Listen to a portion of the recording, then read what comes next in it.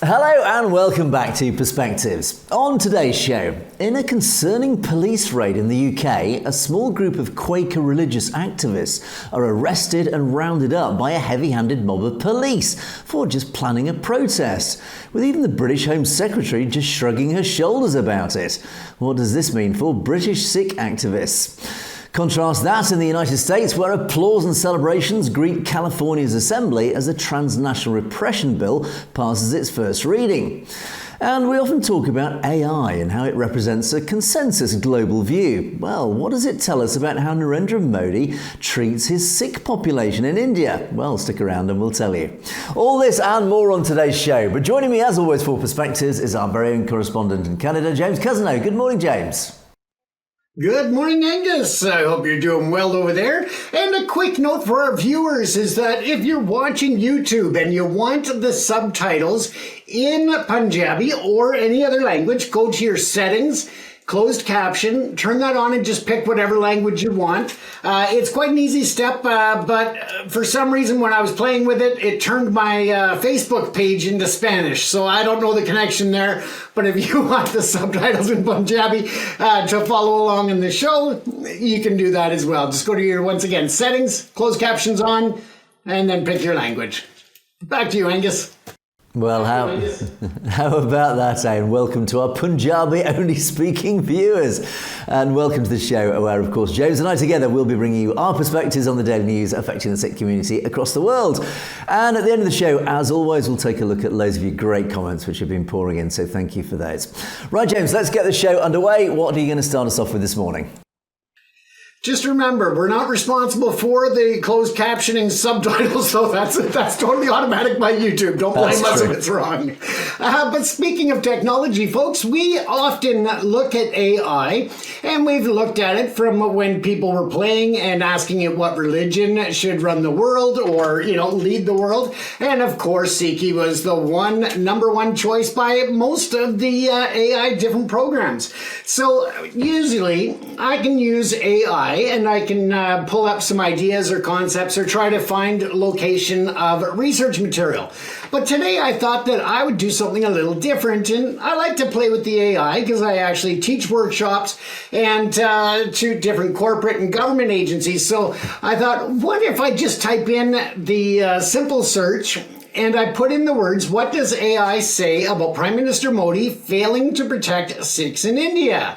So let's take a look at what it says. And just for fun, I used the Grok AI, which is by X, formerly Twitter. And the reason why is because a lot of the AI algorithms will not give you anything if you put in a politician's name or something very political.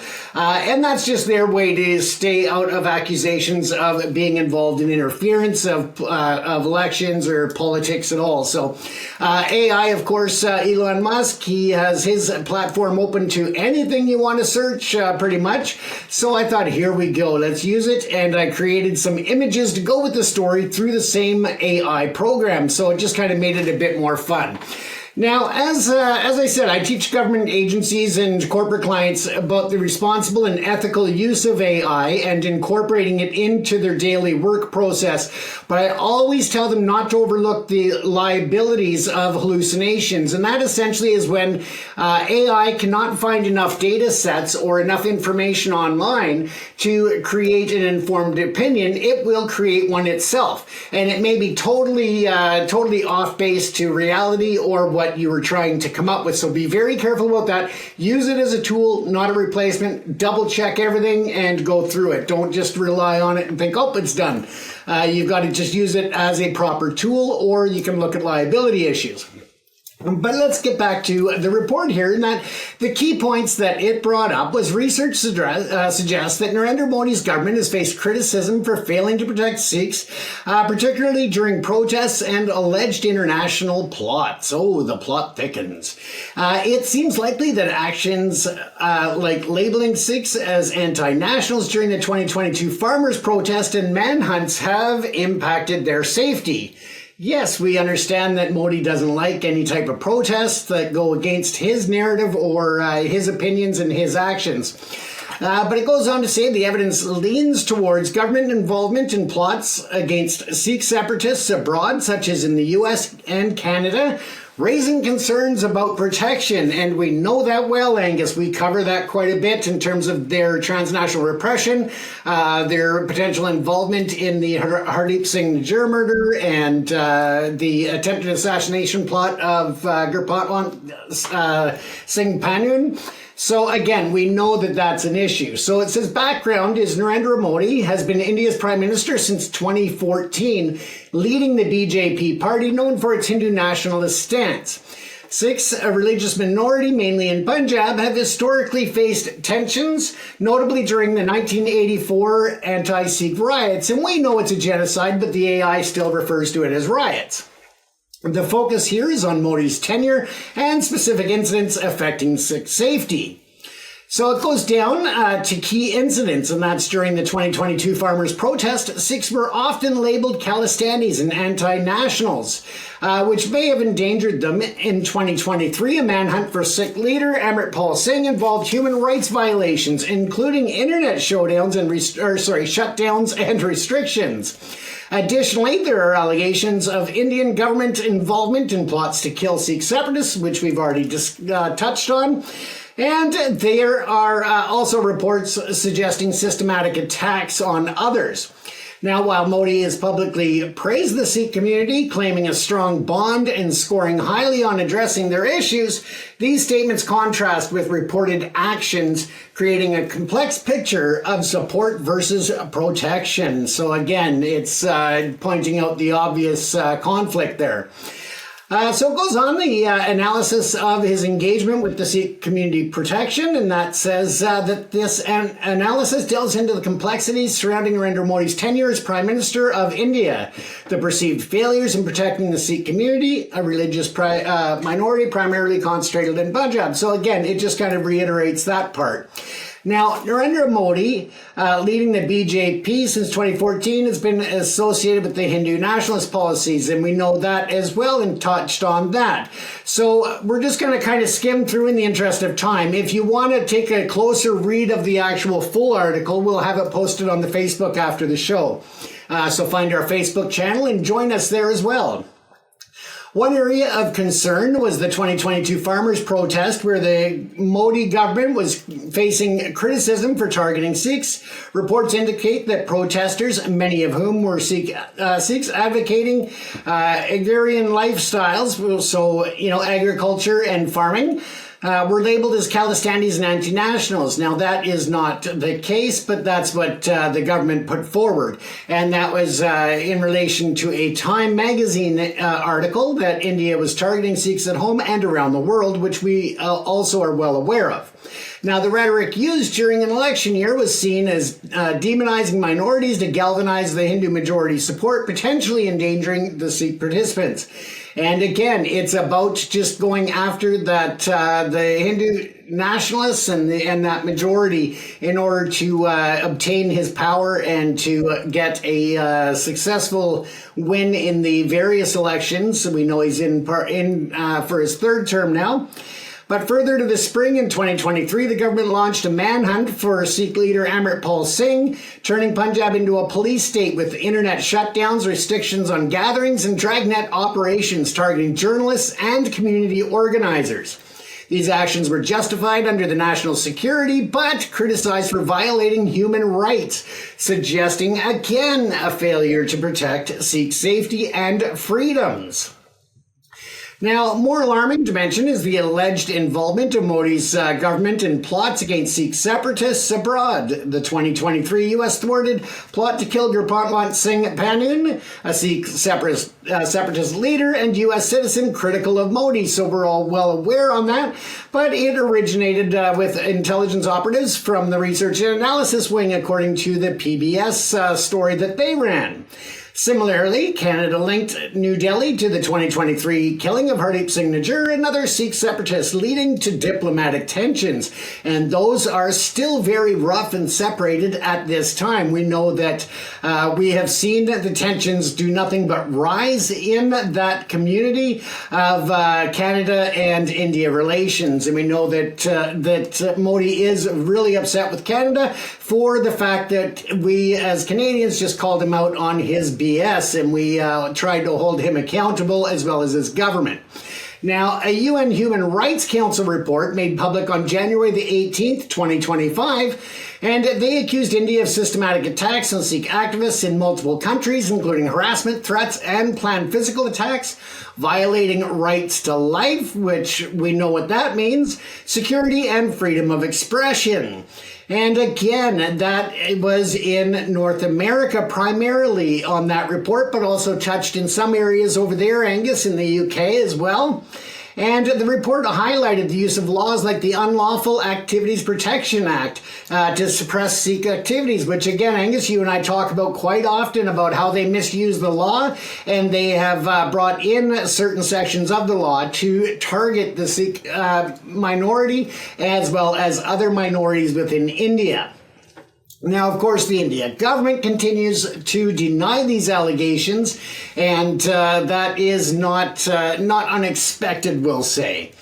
Now, despite these incidents, Modi has publicly expressed support for the Sikh community. In a May 16, 2024 interview, he claimed a deep bond, stating he would score a 100 out of 100 for addressing Sikh issues compared to previous governments, and reminisced about disguising as a Sikh to avoid arrest in the 1970s emergency. So again, I knew nothing about that, Angus, and I'm not sure if you ever heard that story. So it's very interesting that he pretended to be a Sikh to avoid arrest. But he also praised their contributions and lamented crime rates in Punjab, suggesting a positive relationship. However, these statements contrast sharply with the reported actions, creating a complex narrative of support versus protection. Once again, it calls it out as bullshit. Human rights reporter and broader trends. So the human rights organizations have documented a broader trend of minority persecution under Modi.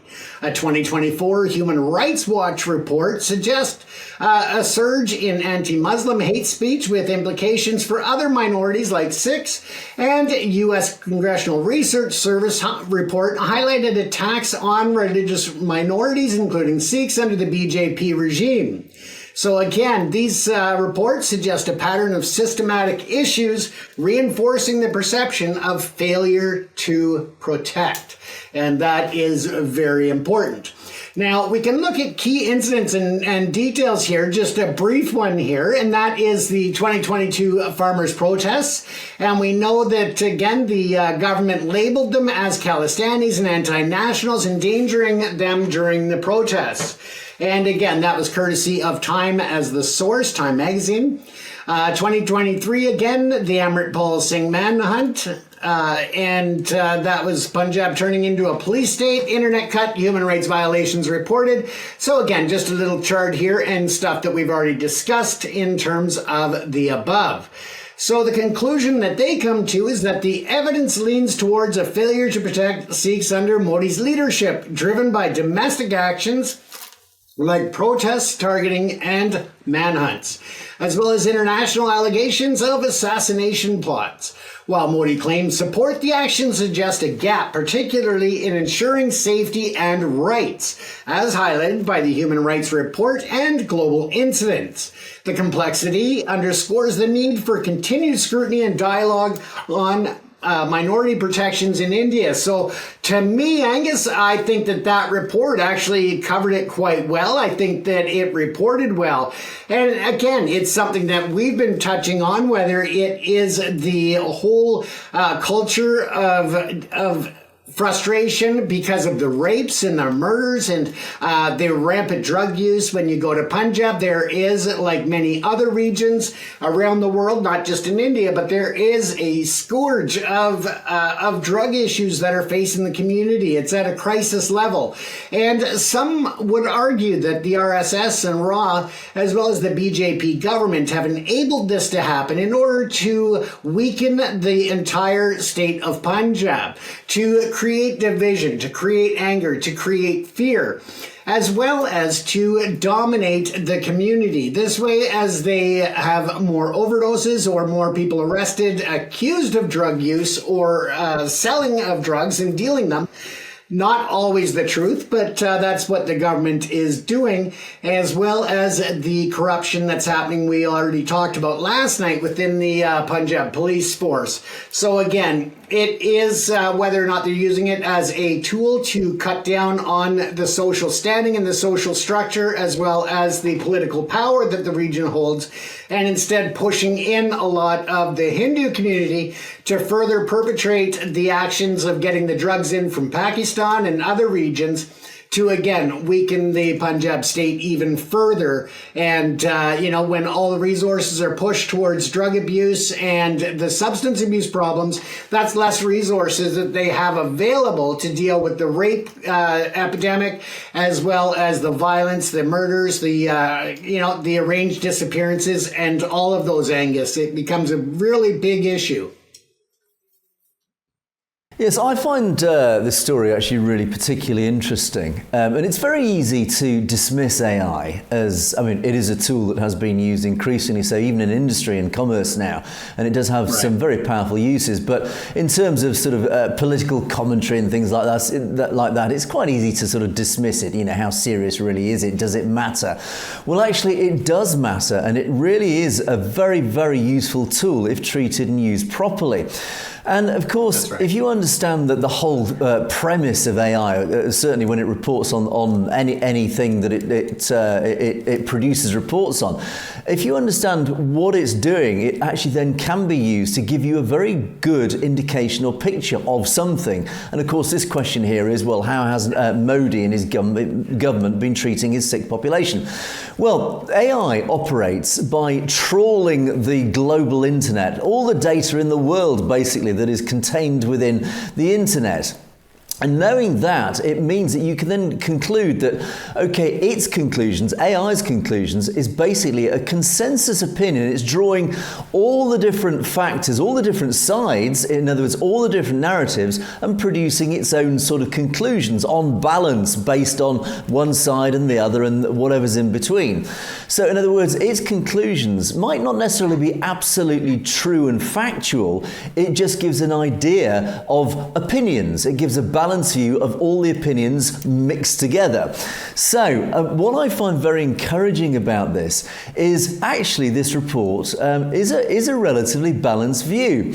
First of all, on the one hand, it does show the Indian narrative. And of course, the Gaudiya media is an extraordinarily powerful machine. It is deeply partisan. It is, of course, primarily reporting to the benefit of the BJP government and Narendra Modi. It always paints a favourable picture of the Indian government, and particularly of Narendra Modi himself. And particularly, it always takes great joy in persecuting and smearing the reputation of the Sikh community and, of course, other minorities within India.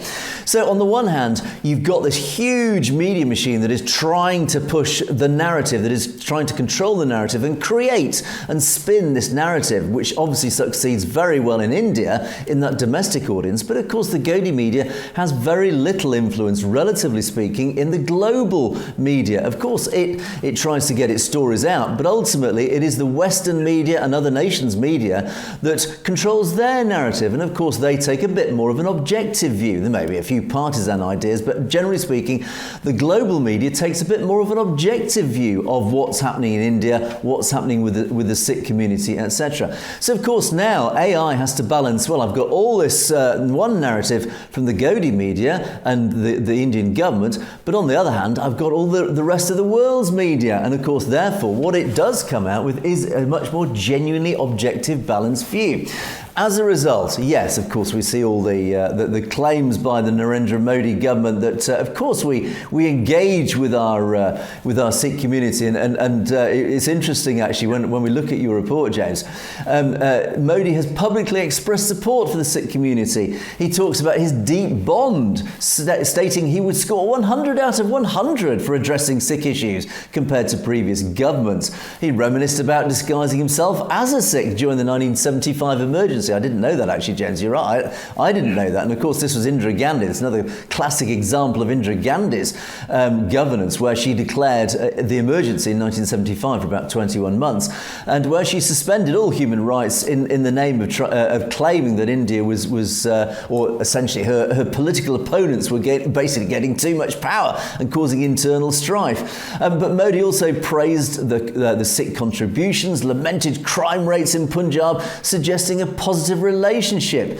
And then, as AI says, these statements contrast sharply with the reported actions, creating a complex narrative of support versus protection. In other words, even AI is actually saying, hang on the one hand, Modi's saying, of course I look after our Sikh community, I do all these wonderful things for the Sikh community. But AI then finds actually the more balanced narrative, or let's say the other narrative, and saying, well, you might say one thing, but your actions say something completely different. And this is what AI, the whole premise of that whole report is basically is this contrast between what Modi and his government say they're doing and what actually the rest of the world are observing. In other words, what you're actually doing, Mr. Modi. And it even refers to things like the UNHCR report that was recently reviewed the actions of the Indian state against the Sikh community, where even the United Nations did, again, objectively report that India is persecuting its minorities, the Sikhs, the Christians, the Muslims, the Jains, whoever it happens to be.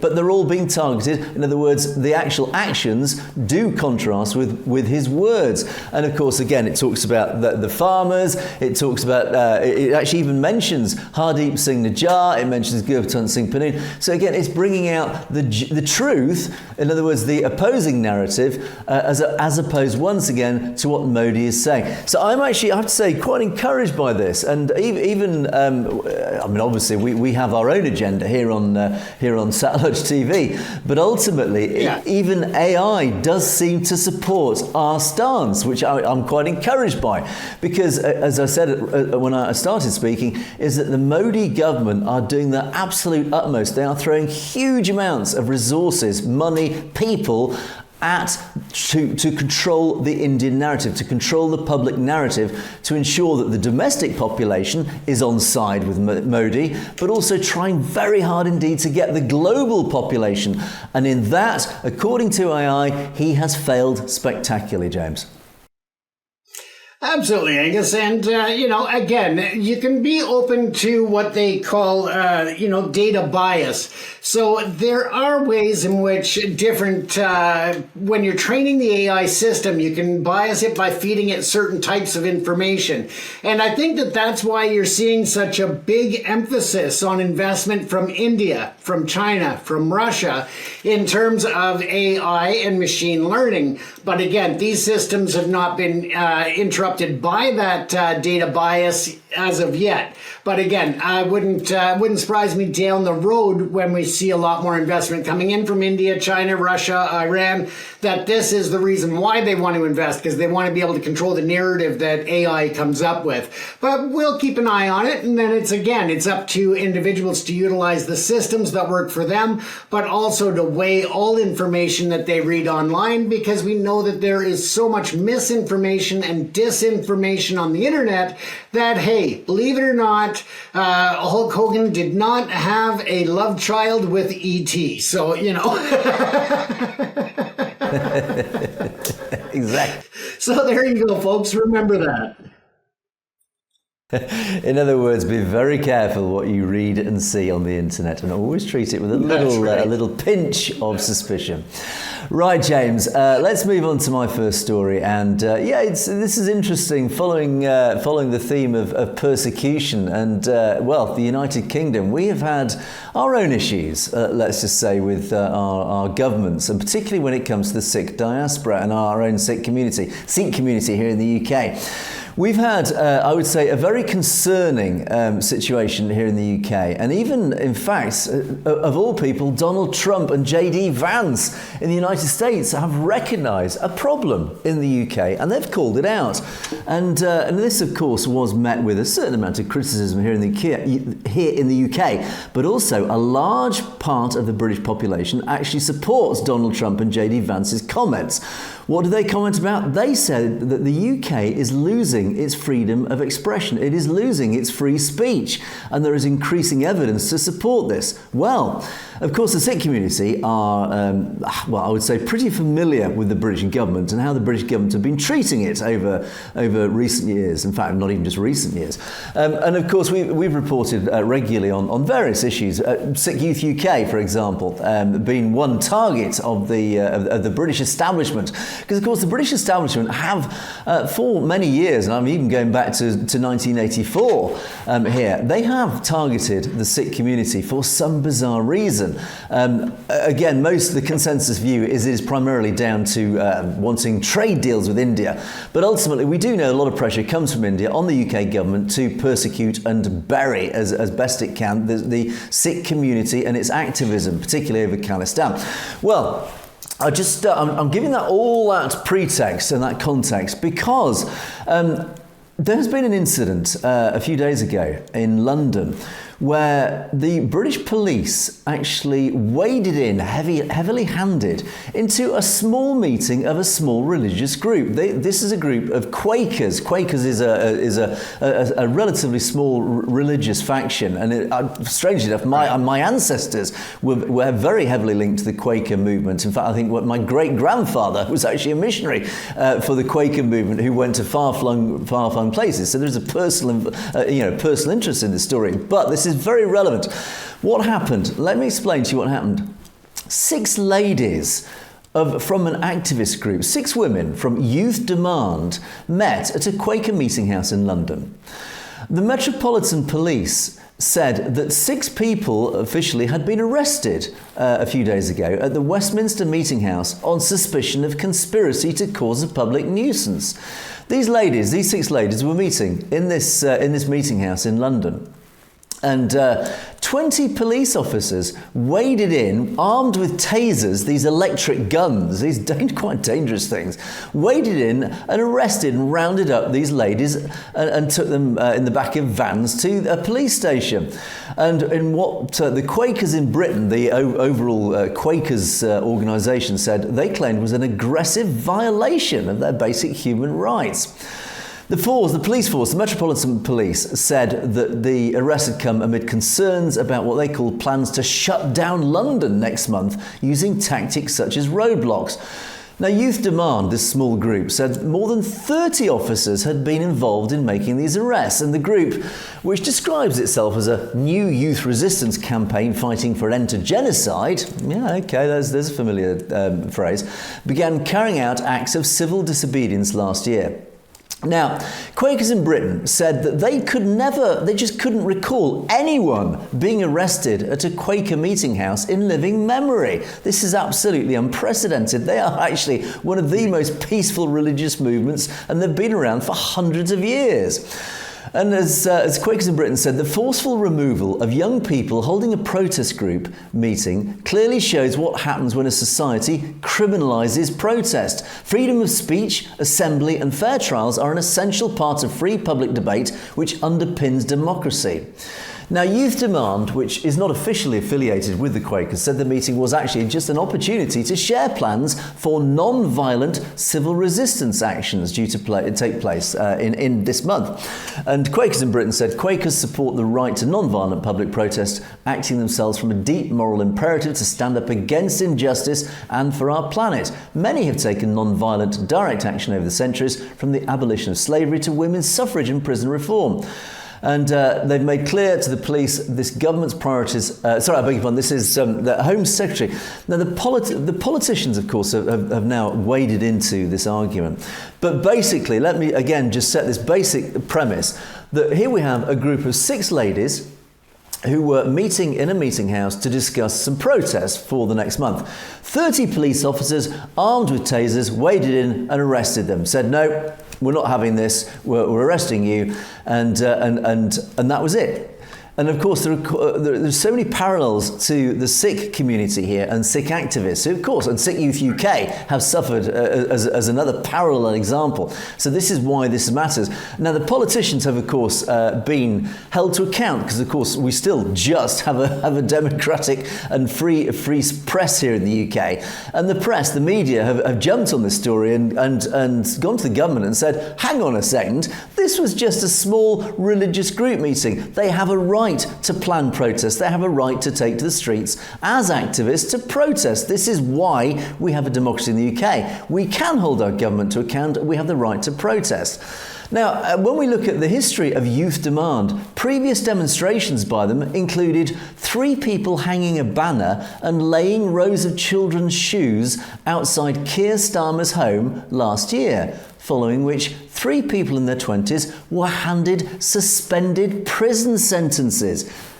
Just think about that. They laid out a row of children's shoes outside Keir Starmer's home last year. They were arrested, they were charged, and they were handed suspended prison sentences. What is happening in the UK? This is very concerning. This is why people like Vance and Trump are coming out publicly and saying, what is going on in the UK? You're supposed to be a democracy. Why is your government getting away with this? Now, Yvette Cooper, who is our Home Secretary, she was held to account on British media over the weekend. This is Yvette Cooper, our British Home Secretary, our government minister, responding to these accusations. Cooper, does it concern that you're presiding over a country where 20 police officers armed with lasers break down the door of a Quaker meeting house to arrest 6 women eating breadsticks and hummus, none of whom, by the way, 3 days later is charged with a single offence? Morning, Trevor. Good to see you this morning. So, as you know, we have operational independence for the police in this country. I've made clear to policing that the priorities, the government's priorities, are around serious violence. We have them set a mission to halve serious violence over the next 10 years.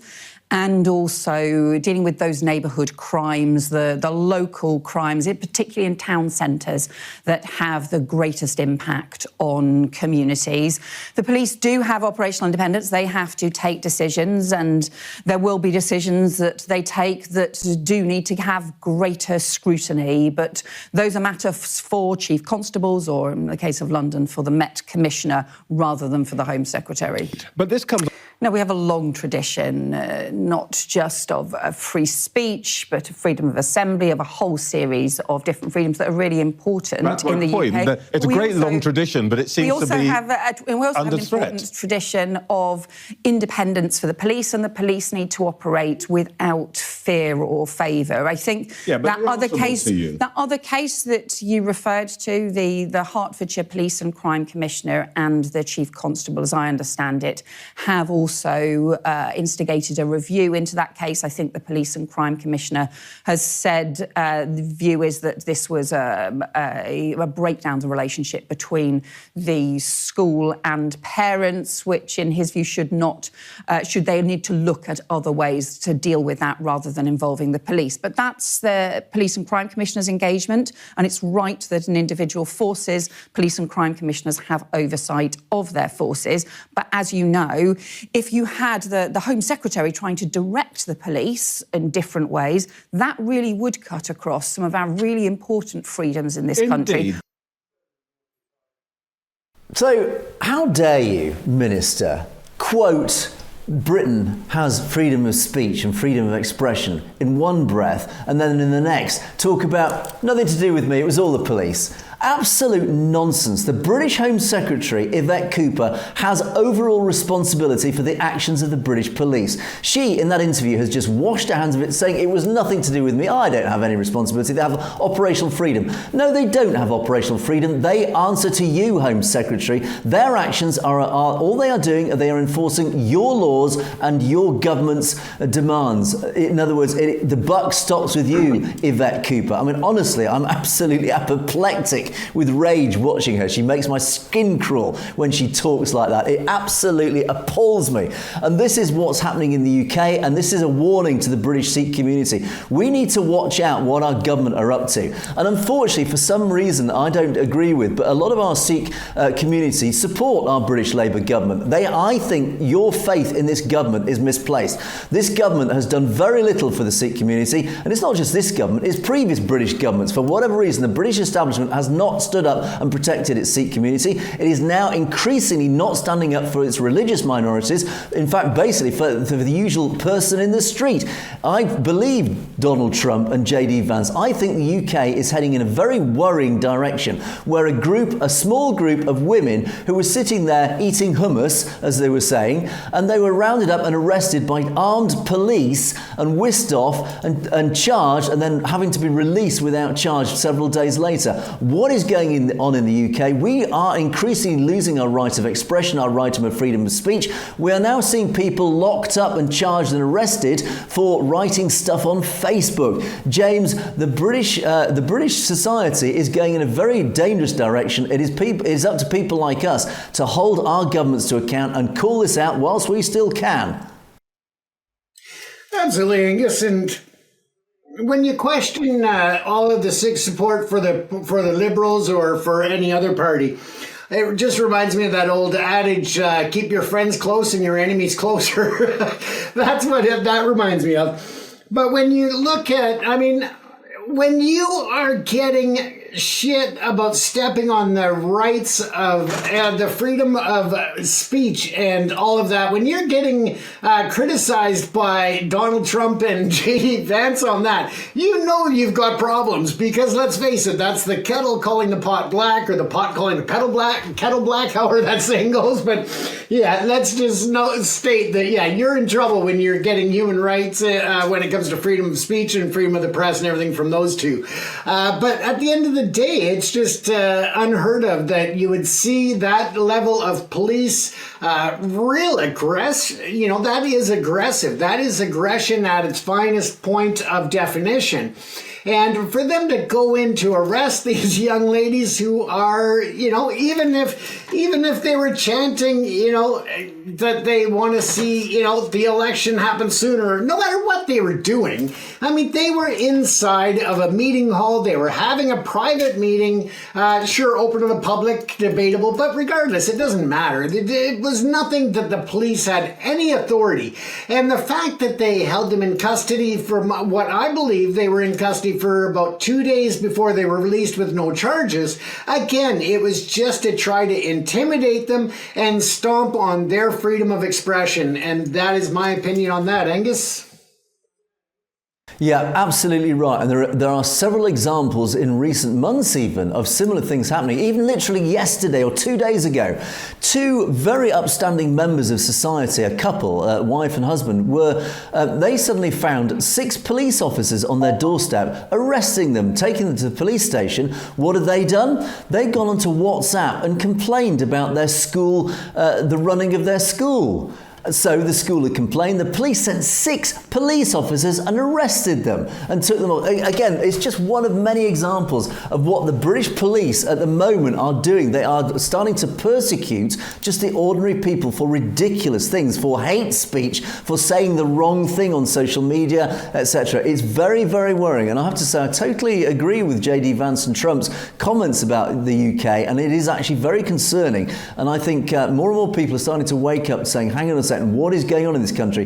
The police are overstepping the mark. They're not actually investigating real crimes, like we have a shoplifting epidemic amongst many other problems. We've got endemic stabbings in London. No, they don't seem to care too much about that. But you use the wrong pronoun, or you upset somebody on social media, and you'll have a mob of police, armed police, round on your door, knocking your door. In fact, even saying this, I'm now concerned that maybe this evening I might have a police van outside my door arresting me for daring to criticise our government or our police force. Who knows, James? But anyway, on that note, I would like to contrast this. And just the fact that, people are being arrested by using certain apps online. WhatsApp symbol, come on. If you listen to Pete Hegseth, these are secure ways of communicating. So remember, even though they're secure, somebody's still listening. Absolutely right, indeed. And I like to contrast with our failing freedoms here in the UK with the United States. And this is a good news story. Delighted to report, in California, we've often mentioned Dr. Jasmeet Bains. She's an assemblywoman in California. She's been very active for the Sikh community and representing the community along its many issues. And she's worked with fellow Senator Ana Caballero to push the Transnational Repression Bill, AB 509 as it's known. And this has been proposed in California, and this bill has just passed out of its first committee hearing yesterday by a unanimous vote and with lots of supportive testimony from law enforcement, immigration experts, and of course the Sangat. And it did pass to the applause of many Sikhs in the audience who came, of course, to advocate in support alongside major Sikh American organisations. And of course, Sikh Coalition, one of the most powerful lobby groups in the US, was behind a lot of this as well. And they said SB 509 would define transnational repression in Californian law.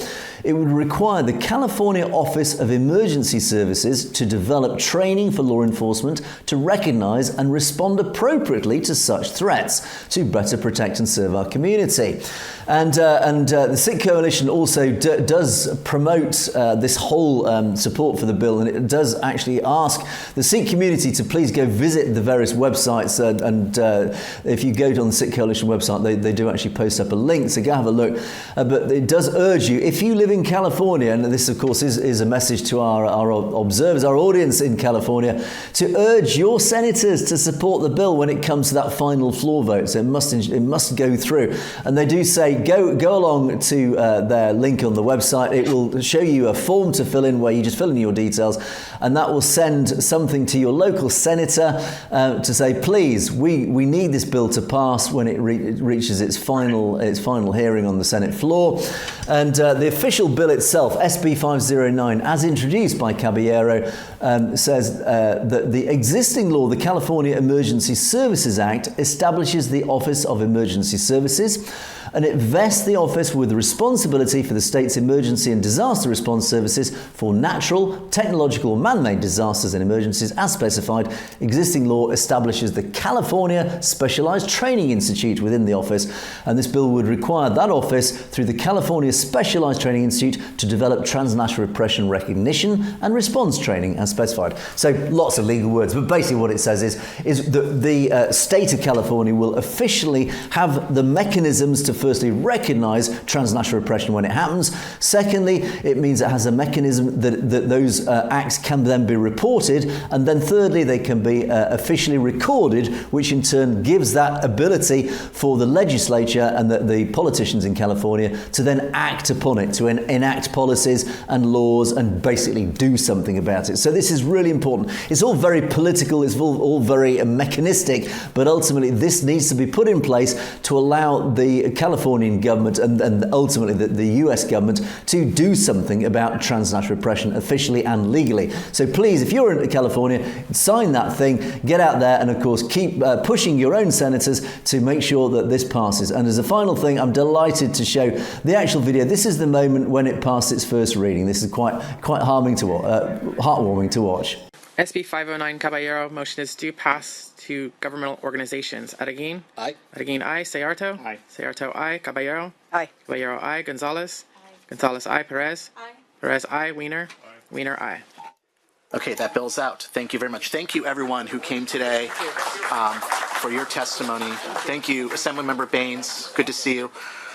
So there you go. Well done to the state of California, James. I think that is an excellent example of, firstly, successful lobbying, and secondly, how the state can, and certainly in the US, does indeed stand up for its Sikh population, which, of course, the United States population should be very proud, James. Absolutely. And let's also remind our viewers that if you are not a part of the Sikh community, you should still take part in signing that and getting information out to your Congress people, to your legislature, all of that, because it makes a big difference. And at the end of the day, keep in mind that it's not only the Modi, BJP, and the RSS and these individuals from India or acting as proxies that are involved in transnational repression. We know that there is a heavy influence of such activities happening from China. Canada, we've caught several Chinese police stations that are operating here on the soil, and really heavily involved in transnational repression as well. There's Russia, there's Iran. There's so many countries involved in actions of transnational repression. So even if you're not a part of the Sikh community, this could very well affect you, people that you care about, or just friends, no matter what the culture they come from, that this is a big problem that faces everyone. So please get on there and have your voice heard, regardless as to what community you identify with. Absolutely, that's what democracy is all about, and I hope the British government might perhaps listen to this as well, as they seem to be failing in their duties. But anyway, on that note, James, let us move on to our comment section. Loads of comments to get through today, so thank you as always to our wonderful audience for your contributions. And we'll start it off with lovely diving board, and of course this refers to the Hindu American Foundation, who outrageously said in the United States, they demanded that the school education boards should classify all Sikh Americans as Indians, and likewise Bengali Americans as Indians. Basically, any minority who identifies as their own minority. No, you must all be labelled as Indians. This blanket term as Indians, which of course caused absolute outrage. Unsurprisingly, James, in our audience, it caused absolute outrage and mirth even. As Lovely Diving Board says, and actually quite a wonderful comment, what about the Pakistani Sikhs? Do you think they're Indians too? Would you dare call Pakistani Sikhs Indians? I don't think so. And of course, unsurprisingly, many waded in on this. It was a long thread, this one. Mohan Danoa said, what about American Sikhs, Canadian Sikhs, Australian Sikhs, UK and all other Sikhs? And even Ajtak News In said, what about African Sikhs? And then Lovely Diving Board came back and says, look, you know what? These Indians are a joke. And Stay Safe wrapped it up by saying, look, Punjabi Sikhs, it's a factual identity. You can't deny the fact that we are Punjabi Sikhs, or indeed actually American Sikhs, James. Basically, you identify with what you want. You can't, nobody else can label you and force you to change your label. A Punjabi Sikh is a Punjabi Sikh. An American Sikh is an American Sikh. They are not Indians. It's basic fact, James. Absolutely, and let's face it, you know, I could get orange juice spilled on my face. It doesn't make me a Trump. You know, the fact is that they are Sikhs first and foremost, and for anybody to try to lump them in as part of the Hindu community or anything else is just wrong. They have their identity, and and basically when they're saying Punjabi Sikhs or American Sikhs, they're identifying a region in which they identify from. But again, that is a totally different descriptor than to try to lump them in with a group that they are not. Of course, we know the agenda. The agenda is very clear. It's a deep insecurity of the Indian government. They realise that India is factionalising. It is breaking into Tamils and Punjabis and or Khalistanis now, and Manipuris, whatever it happens to be. They realise that people are still and have always self-identified as different. They don't. Many of them do not classify themselves as Indians. They classify themselves as Tamils or Punjabis or whatever it happens to be, or Sikhs or whatever it happens to be. And they hate this. They're terrified with this. This is their deep insecurity. And Mukhtar Singh even says, look, I'm from Malaysia since 1984. I've always identified my race as Punjabi, not Indian. Absolutely right, Mukhtar. I think you're absolutely right to do that. And Amar Kaira changes the subject. This was quite a big story. We haven't actually sadly had time to cover this one. This was the Pastor Baljinder. Quite a nasty individual, as it turns out. He is a Christian, a self-declared Christian pastor who's used and abused his position of supposed trust as a Christian pastor to cause all sorts of sexual assaults against women, particularly in one case where he has now actually been found guilty for the rape of a woman, and he's just been jailed for life. So thank you for Amakara for highlighting this story, James. A pretty nasty story. Again, it's another Indian, and sadly he claims he was a Christian, but he's just abused his position of power and trust to once again, sadly, sexually assault a woman, James, and he's now finally faced justice. It's taken a few years, though. And that's one of the problems, Angus, is the speed at which justice can travel. And it is definitely not fast in India. And it is sad to see, because these victims deserve to be able to see the case through, but also to try and find some level of healing and moving forward in life. And the longer that these cases drag out, the less justice that is served, the harder it is for the victims. And that's just, victimizing them a second time, basically. And it's sad for the Christian church, but like we reported on that priest Grantham, whatever he was called, who ran off with the money from the Gurdwara, the hundreds of thousands of dollars in Canada. Again, there are just bad apples. Every religion has its bad apples. It does not make that religion particularly bad. But it's interesting, and again, I'm just thinking laterally to the comments of Amritpal Singh, who did actually criticise certain extremist elements of the Christian church, and one wonders if this was also in his mind, this pastor now accused and charged and sentenced for this dreadful crime. So, SSI Singh.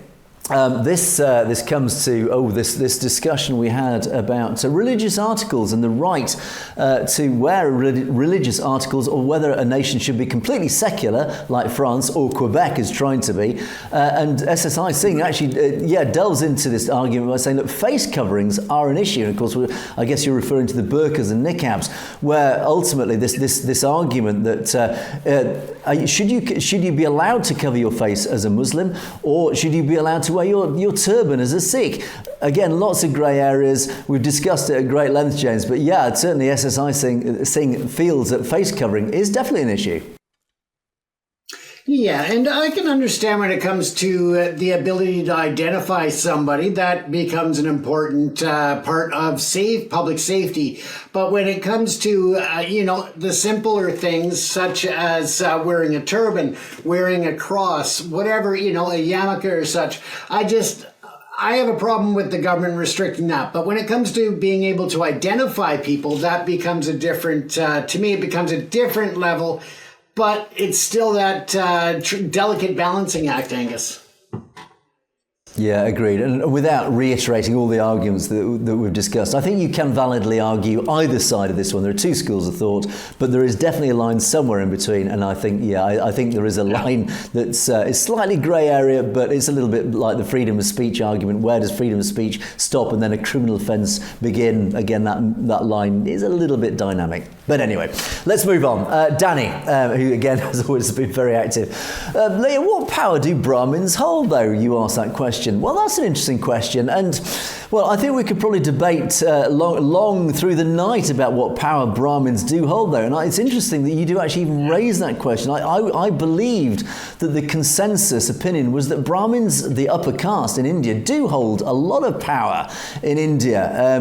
Well, James, I don't know if you're very familiar with how much power the Brahmins hold in India, but certainly my belief was that the Brahmins do essentially control. They are the ruling elite of India, and they do generally. I have to say, it does reflect a little bit in the West, where there is a ruling elite, and it's very conspiratorial. But ultimately, there is a lot of nepotism. If you were brought through certain channels in society, basically the upper channels, let's say in society, you go to the best schools, you go to the best universities, you then end up in positions of power. And I think that's an indisputable fact in the Western world.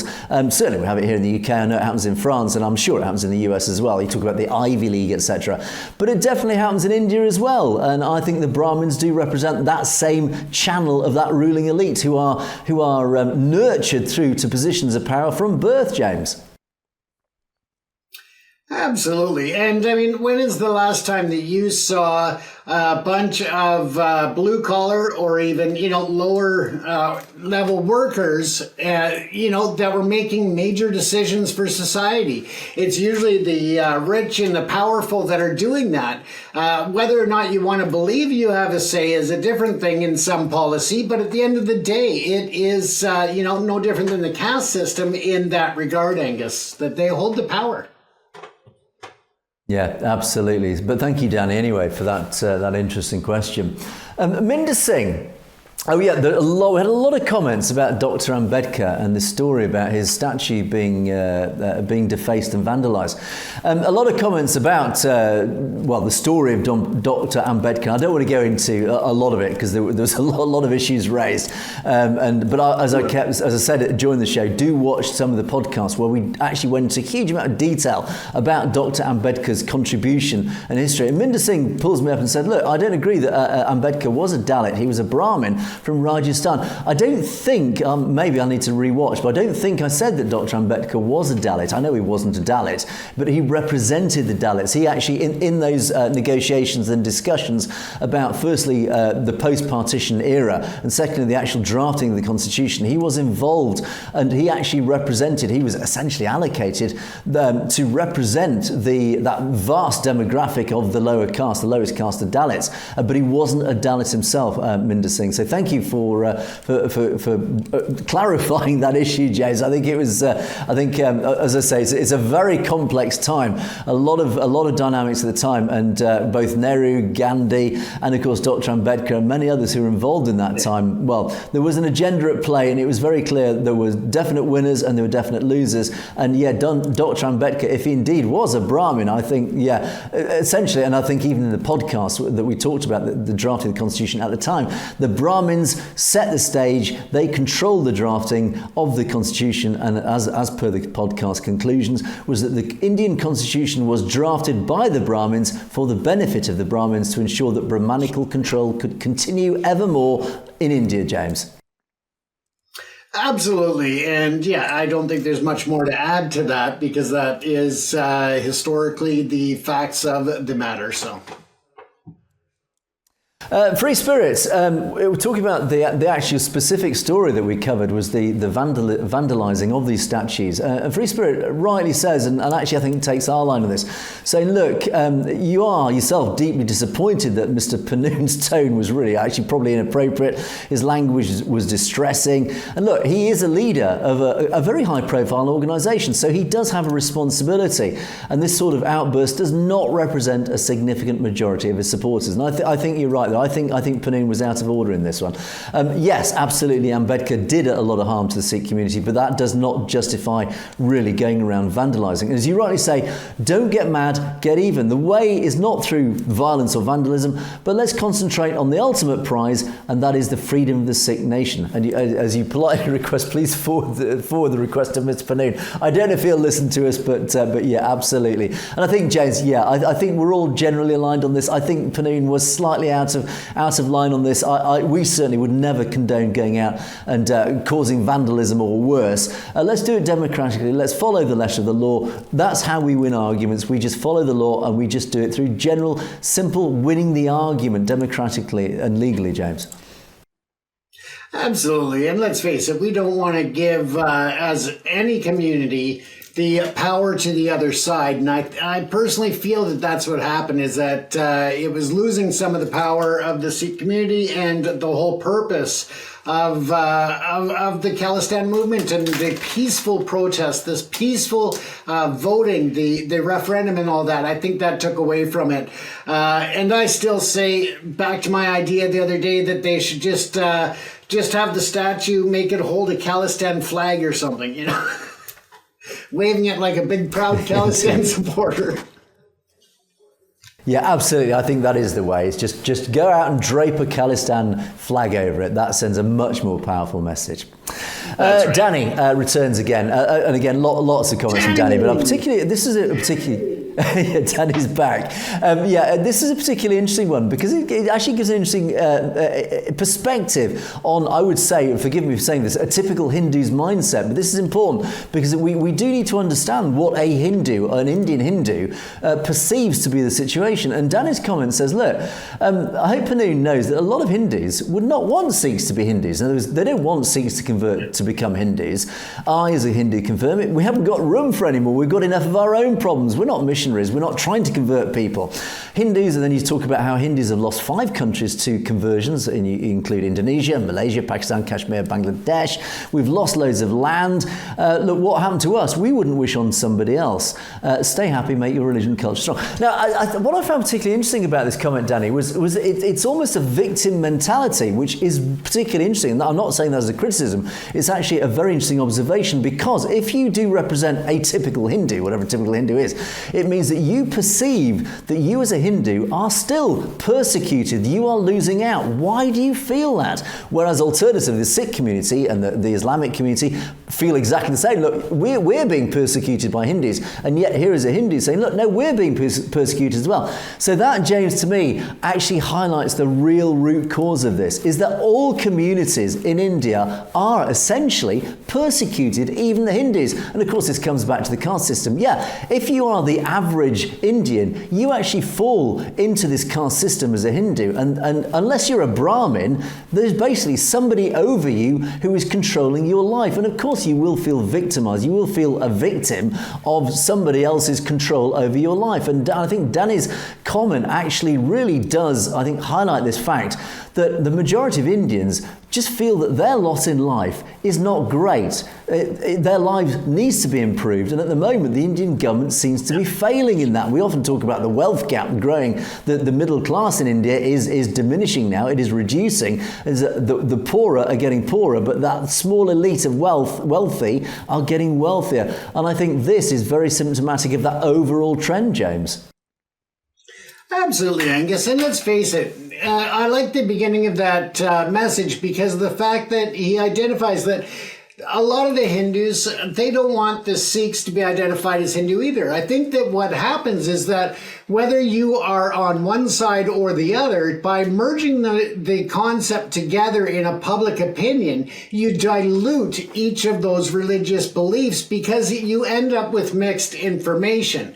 So something that may be appropriate for the Hindu religion is not necessarily the same in the Sikh religion, and vice versa. So I think that in order to keep the misinformation or the misunderstanding of certain principles, I think that it is essential to allow that identity to flourish, whether it is the identity of being a Hindu or it is the proud identity of being a Sikh. And that, I think, is very important. And I like the way that he brought that forward, and that's my interpretation of it, Angus. Yeah, and I think that is an important point, because we often talk about the philosophy of Sikhi and the establishment of khalistan, because the basic fundamental tenets of Sikhi is, when it comes to other religions, is to respect the rights of other religions and other people to practice their religion of choice. And that is what khalistan will be. It will be open to everybody, and everybody will be treated equal. But it's the same with Hindus. And again, we have to reiterate this point, that we are not anti-Hindu. We are very pro-Hindu. We have absolutely utter respect and love of Hindus just as much as we do Sikhs. What we have a problem with is we see many Hindus as just as much victims as Sikhs in many areas. And this is why I think we're all aligned. I think the Hindus are basically fellows who we want, or the Sikh community just wants to live perfectly happily alongside with. And we get many comments saying that we all get on perfectly well. The problem comes is when an external force, a third party, and by that read the Indian government or the BJP government, want to stir up trouble between Hindus and Sikhs. And when there is any anti-Hindu sentiment, it's only because the Sikhs say, look, you've got to stop attacking us, because Hindus are being whipped up by this government to attack and divide the Sikh community. And that's where the problems come. So again, it's really important to express this opinion that we are not anti-Hindu. The majority of our audience are not anti-Hindu. We all just want to get along peacefully and move on with our lives, James. Well said, Angus. Final set of first set of comments. Hindu Crusher, actually, ironically, that name does not reflect our personal opinions. But Hindu Crusher says, India is out of options. I think it is. I think you're absolutely right, Hindu Crusher. I think India is running out of options.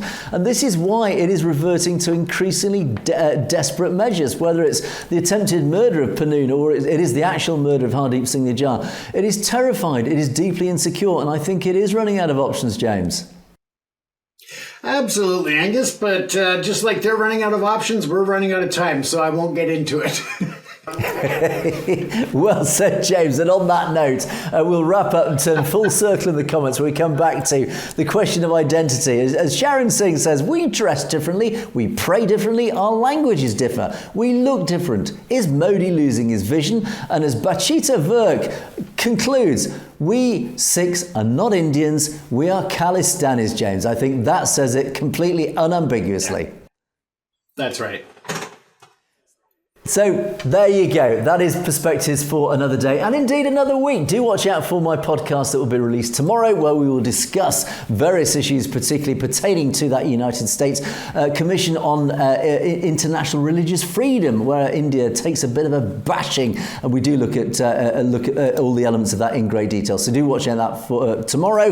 But in the meantime, please do keep your comments coming in to our Perspective show. Thank you so much for all your comments. They're really great comments coming in. It's some great debates going on as well. So keep them respectful, keep them peaceful, but most of all, keep them humorous as well, because we enjoy those. But don't forget, you can message us directly at message@satellogetv.com on anything you'd like to bring to our attention directly. But that is it for another week. Thanks so much for sticking with us. Thanks for your loyalty, and have a great weekend, everybody. It is a goodbye from me, a goodbye from James. And this Sunday, I will be out at the Abbotsford Gurdwara, one of the most historic in Canada. I will be there for a tour. I'll bring you a report on Monday. Until then, folks, stay safe. You have, of course, been watching Perspectives. We will see you next time.